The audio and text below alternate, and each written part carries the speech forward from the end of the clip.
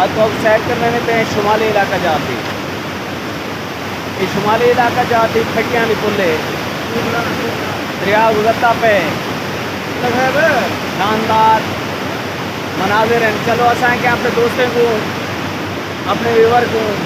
शानदार मनाजिर शानदार इलाका दिखा दूँ। सरदार खड़न थे मलिक फरीद दोनों से सरदार शुएब खान खेतरान से गुलाम इसाक खान खड़न थे। दोस्तों ये वो मनाजिर हैं खुशकिस्मत लोग हैं इतो दरान वाले और खुशकिस्मत हैं असा पाकिस्तानी जो पाकिस्तान के अंदर एक न हो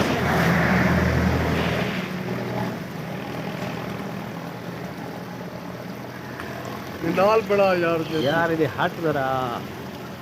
यार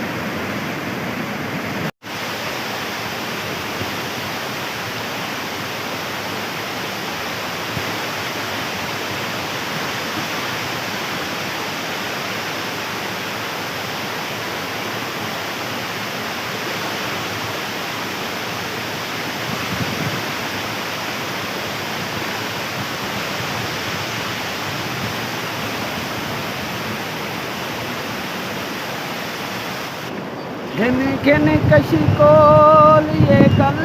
तोणी तेरे नादी खान खरेत मिलिया मिले खैर ते छाले तेरे को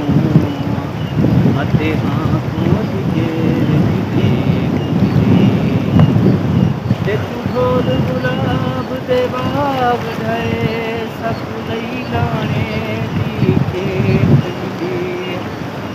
बस तारिक देवाल बसे